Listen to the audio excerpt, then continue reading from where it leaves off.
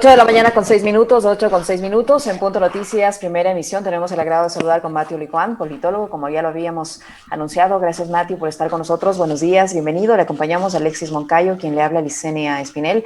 Esta reunión telefónica, esta conversación entre los líderes políticos más representativos que tenía el país ha dejado una serie de circunstancias que analizar. ¿Cómo le deja al presidente electo esta serie de revelaciones hechas en esta conversación para que inicie de esta manera su gestión como presidente de la República? Mateo, ¿cómo está? Buenos días, bienvenido.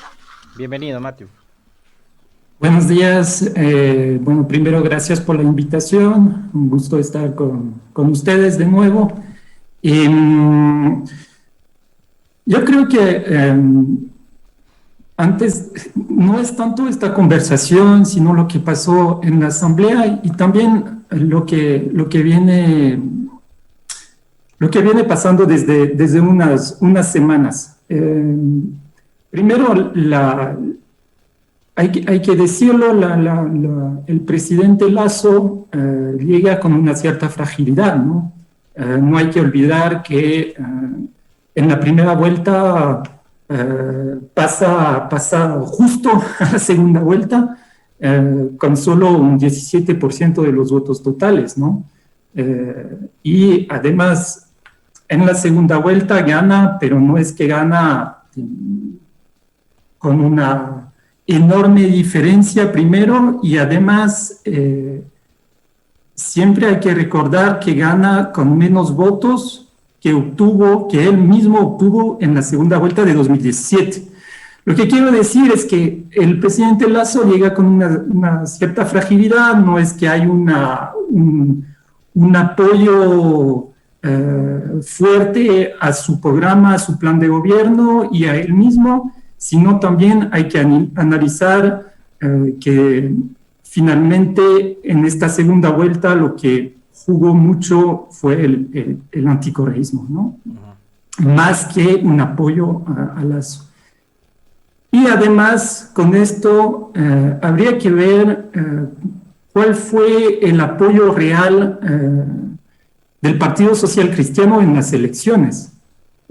Yo, la verdad, me sorprendió bastante, sobre todo en la primera vuelta, no ver tanto a Jaime Nebot en la campaña. Claro que para ellos no era tan fácil porque al final tenían que hacer campaña para un presidente de un cierto partido y esta alianza se fue separada a las elecciones legislativas. Entonces eso siempre es complicado porque hay que recordar que las elecciones presidenciales son las que jala la votación a las elecciones legislativas, ¿no?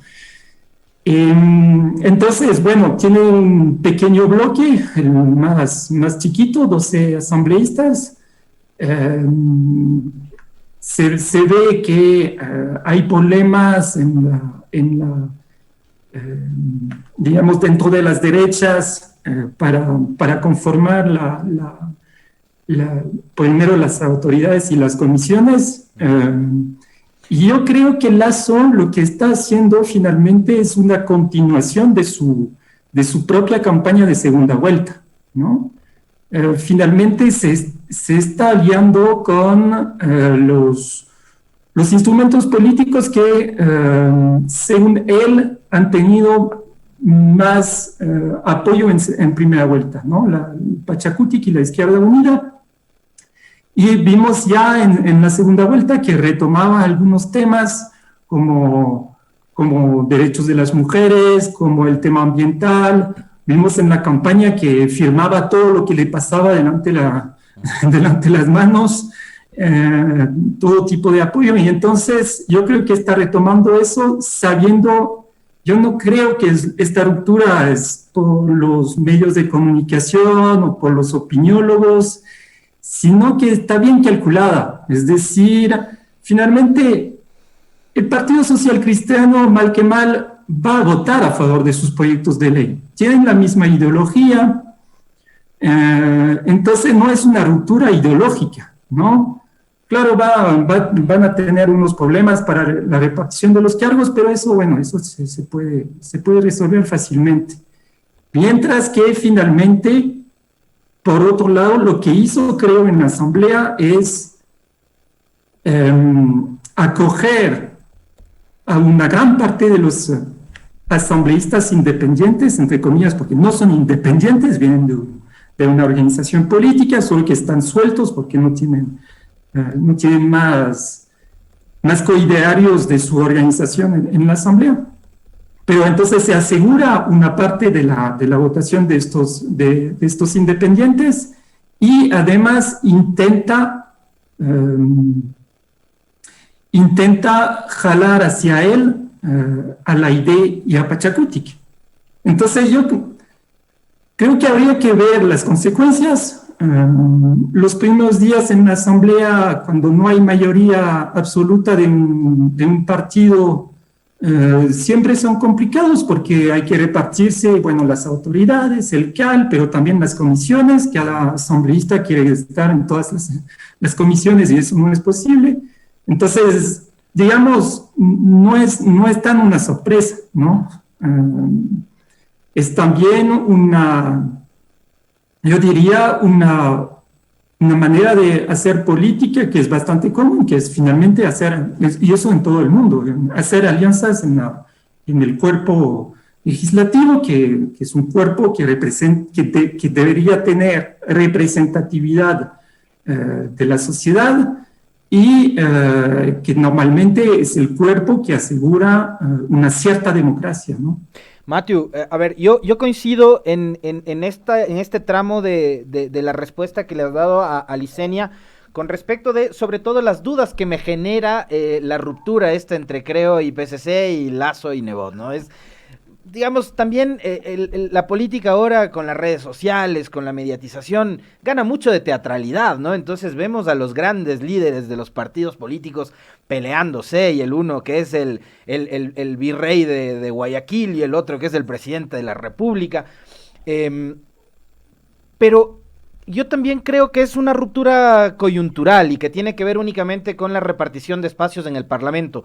Ahora, lo que sí me deja duda es que ayer en la entrevista a Jaime Nebot ha dicho claramente que él, por ejemplo, si una reforma tributaria planteada por el gobierno y por Guillermo Lasso tiene que ver con el incremento de impuestos, no van a votar a favor. Más allá de que también coincido con la visión de Matthew de que los dos representan a una, digamos, a una estructura incluso de pensamiento parecida, ¿no? Que son liberales al final, pero pueden haber líneas rojas. Entonces, ¿cómo entender también ese juego, ¿no? Que tiene mucho de mediático por lo que hemos visto en los últimos días, la intervención de ayer de Nebot y la respuesta a través de un TikTok de Guillermo Lasso. Yo creo que bueno, primero yo creo que ahí estamos frente a una repartición del poder, ¿no? Es una lucha para el poder al final, eso es. Yo la verdad pensaba que Creo en su alianza con el PSC, con el Partido Social Cristiano, iba a dejar la presidencia de la Asamblea y la gestión de la Asamblea al Partido Social Cristiano. Creo que finalmente su lógica fue por otro lado. Pero lo segundo, en la campaña también y en el programa de gobierno de Guillermo Lasso no está el aumento de impuestos, ¿no? Es que al final, claro, Jaime Nebot puede decir eso, pero Guillermo Lasso le va a decir, de acuerdo contigo. Ahí hay un problema entre la ideología neoliberal de la derecha y sobre todo de los empresarios y además con una fuerte presión por parte de los gremios empresariales de querer bajar los impuestos de hecho y finalmente la situación económica del país, ¿no? Hay que recordar que en este país la presión tributaria es bastante baja, incluso comparando con países neoliberales como Colombia, Estados Unidos, Chile, Colombia, etcétera. Entonces, este mito de tener demasiados impuestos, etcétera, eso hay que desconstruirlo, ¿no? El problema es que ahí van a tener que respetar el plan del FMI, ¿no? Y se van a encontrar con un país en plena crisis económica, yo diría casi destrozado a nivel económico. Entonces, yo creo que la dificultad es esta. Y creo que lo que está viendo Guillermo Lasso y su equipo de gobierno es que finalmente creo que no se esperaban un país tan destrozado. Están viendo las cifras. De hecho, yo vi una entrevista de Guillermo Lasso en el Comercio y decía que criticaba al gobierno que tanto ha apoyado, criticaba al gobierno y decía que mentía con las cifras. Entonces, a lo que quiero llegar es que creo que viendo la realidad del país, finalmente Guillermo Lasso lo que está haciendo es es intentar asegurarse una cierta paz social, distribuyendo, digamos, dando unos cargos a opositores que podían ser bastante fuertes. Que podrían calentarte las calles, como Pachacutic, por ejemplo. Exactamente. Yeah. Como Pachacutic, más que Leide, de hecho. Como Pachacutic y su brazo social, la CONAIE. Vamos a ver las disputas para la presidencia de la CONAIE, que va a ser fundamental en el plano social. Pero entonces se está asegurando, digamos, intenta asegurarse una cierta paz social por este lado, sabiendo que va a tener que hacer unas políticas económicas y sociales bien duras. Y eso, digamos, en los próximos meses vamos a ver y no va a ser sencillo, digamos, gobernar para Guillermo Lasso. Mati, ¿usted cree, por lo que acaba de decir y la entrevista que usted hace referencia, que Guillermo Lasso va a terminar actuando de la misma forma que el presidente al que ha respaldado hasta este momento, que es Lenín Moreno, en el sentido de responsabilizarle, en este caso a Moreno, de todos los males del país cuando él no pueda cumplir sus promesas de campaña, sobrepasado por la realidad que tenemos? Le va a ser muy complicado cumplir cada una de las ofertas que ha hecho durante su campaña y que le permitieron ganar la presidencia de la República. ¿Él va a tener que acudir también a esa muletilla de echarle la culpa al gobierno anterior? Sí, de hecho ya lo prepararon en la segunda vuelta, ¿no? Y eso es otra cosa que hay que decir, es decir, todo lo que pasa en la asamblea al final, a la gente no le importa mucho. Digamos, nosotros estamos siguiendo de cerca todo lo que está pasando, pero a la gente no le importa mucho. A tal punto que hay que acordarse que en mayo de 2019, Guillermo Lasso anuncia públicamente que firma un pacto de gobernabilidad con el gobierno de Moreno y que 2 años después, en la segunda vuelta, el correísmo gobernó con el morenismo. Entonces, ven que finalmente en una semana ya vamos a olvidar qué pasó en la asamblea, 2 semanas quizás. Entonces, yo creo que ya han preparado esta muletilla, digamos, de los 14 años del continuismo entre la Revolución Ciudadana, de los gobiernos de Rafael Correa y el gobierno de Moreno, bueno, etcétera, ¿no? A pesar de lo que vimos, una ruptura política, ideológica, conceptual, etcétera, y toda la persecución que siguió. Pero ya está este discurso de los 14 años del continuismo, entonces yo creo que van a seguir culpando estos 14 años. Vamos a ver si eso funciona, porque a un momento no es solo culpa de los otros, no, hay que hacer política y hay que ejecutar sus promesas de campaña. Y el problema es que Guillermo Lasso en la segunda vuelta, con el afán de ganar, firmó compromisos de todo y cualquier cosa, digamos, que no van ni con su propia ideología. Entonces, no sé cómo va a ser. Por el momento, yo lo que estoy viendo es que sigue en este intento de despolitizar la política. De hecho, ¿cuándo habían escuchado tanto esta palabra gobernabilidad? Que escuchamos en todo lado desde unas semanas. No, hay que recordarse que en ciencia política la gobernabilidad tiene una cierta definición, y esta definición viene del mundo empresarial y de la ideología neoliberal. Es decir, la gobernabilidad es intentar una gestión sin conflicto, sin conflicto ni disputa en una sociedad despolarizada y pacificada y que no tiene ideología, ¿no? Entonces, por eso esta respuesta de ayer, que la verdad es una vergüenza, esta respuesta por TikTok, un asunto tan importante como es el tema de, le están acusando de traición política y el otro responde por TikTok. Ya basta de crudo Ecuador, perdón, pero la política es una cosa seria, está en juego el modo de vida, incluso la vida de la población, ¿no?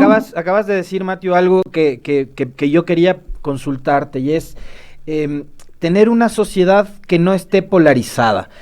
Ahora mismo, y tú el otro día acertadamente nos planteabas una discusión sobre el tema del anticorreísmo y cómo deberíamos, digamos, ya superar ese debate bastante estéril a uno más de carácter conceptual e ideológico, y también te voy a preguntar eso porque le trasladamos esta inquietud el lunes a Correa sobre aquello y tuve una respuesta interesante, no sé si la escuchaste o la viste, ¿no? Que él no era anti nada, ni anti neoliberal, ni anti nada, sino que él iba más bien en defensa de la progresividad de los derechos, de la salud, del empleo, etcétera, etcétera. Te voy a pedir que nos hagas un análisis sobre eso después, pero antes, la reunión de Nebot, de Correa y de Lasso, sobre todo de Nebot y Lasso, siendo ellos quienes les aman a Correa, estando en las antípodas estos dos del expresidente, podía haberse convertido en un mensaje súper importante y potente como para superar este escenario de polarización tan fuerte, tan perverso y tan cruel al que nos han llevado incluso los propios medios de comunicación, ¿no? De tratar de etiquetar, de estigmatizar a una corriente política, de llamarlos mafiosos, corruptos, etcétera, etcétera, algo que también ayer me parece a lo que Nebot le puso un freno a raya, y ojalá se asuma eso como tal. Pero no hay la respuesta, como decía Matthew, contundente sobre aquello, y no sostienen precisamente esa posibilidad de que estos tres referentes de cada uno de sus partidos y de las corrientes a las que representan le trasladen esa posibilidad de dialogar a la sociedad, esa sociedad que ahora se manda al diablo en las redes sociales. Matthew. Yo creo que justamente las reacciones que vimos en redes sociales y en algunos medios de comunicación es justamente, creo que si esta alianza tenía un cierto éxito, digamos, rompía una frontera, ¿no? Correísmo, anticorreísmo. Pero no, yo, la verdad,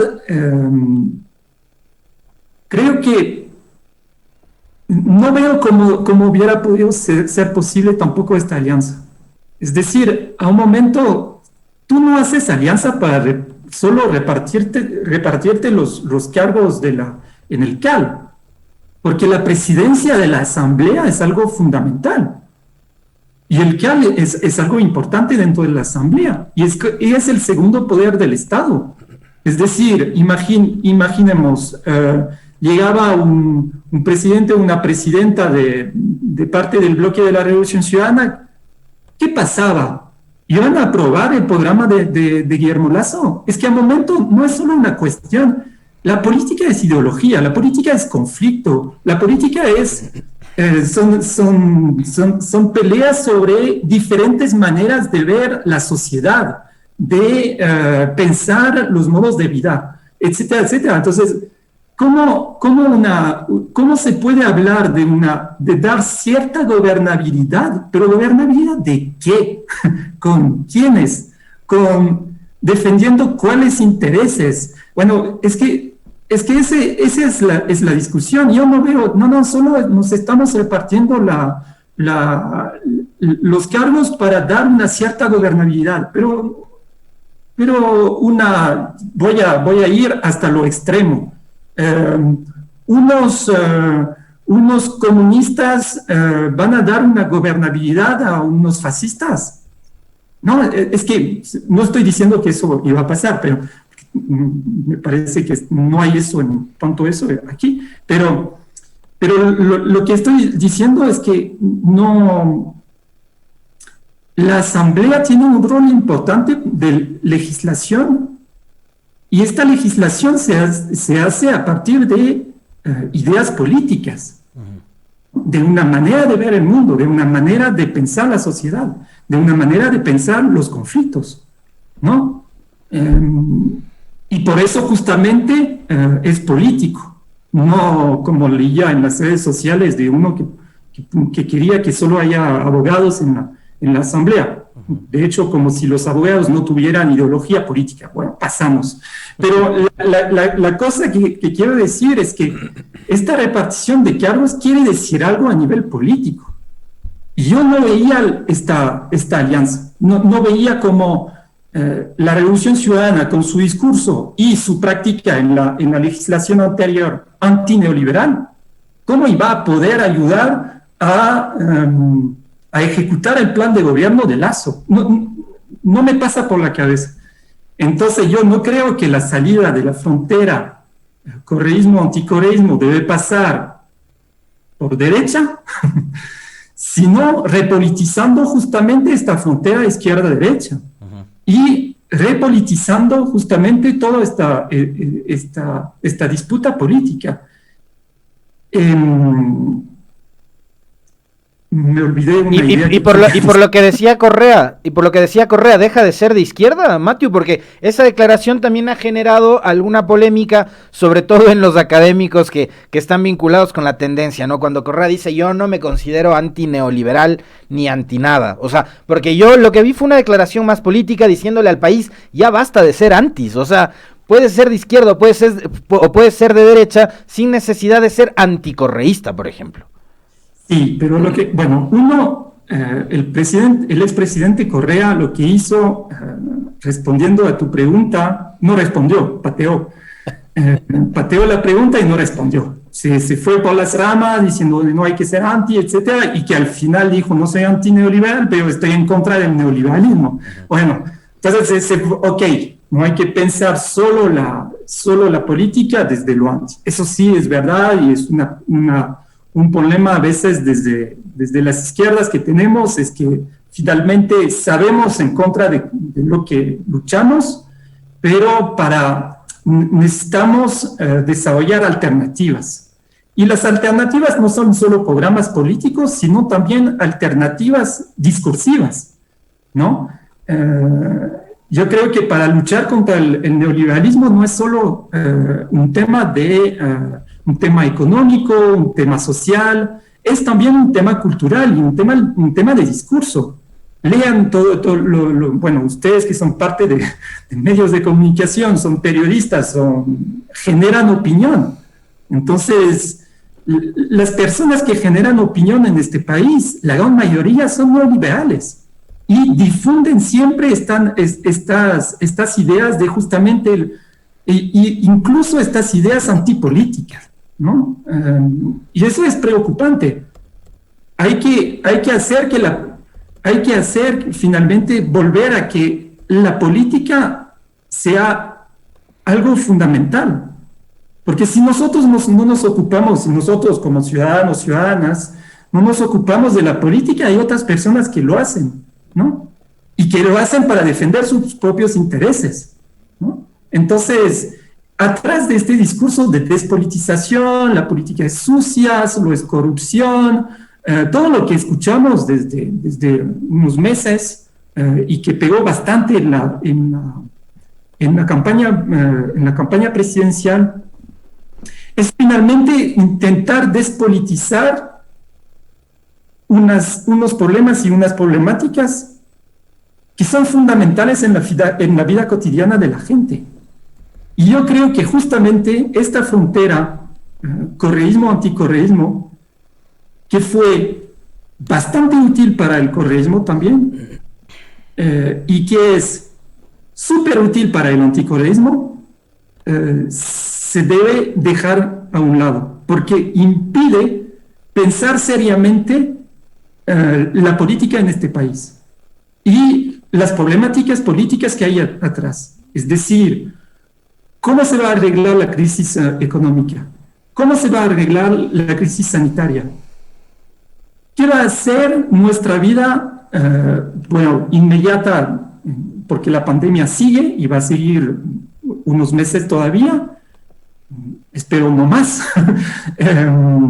Pero ¿cómo va a ser nuestra vida post-pandemia? ¿No? Y los problemas más inmediatos de la gente, el tema del trabajo, ¿no? El neoliberalismo dice que hay que liberalizar el trabajo y los derechos laborales. Otras ideologías dicen que hay que asegurar los derechos liberales y además asegurar una cierta dignidad en el gobierno, en el trabajo, y además asegurar que el trabajo no sea precarizado.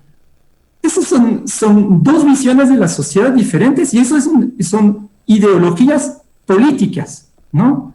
Por eso yo un poco lo que estoy advirtiendo es que siempre hablar de gobernabilidad, gobernabilidad, gobernabilidad, sin decir qué quiere decir esta gobernabilidad, qué va a asegurar esta gobernabilidad, qué intereses están en juego atrás, qué ideología política sirve esta gobernabilidad. Es decir, la gobernabilidad es un modo de gobernar.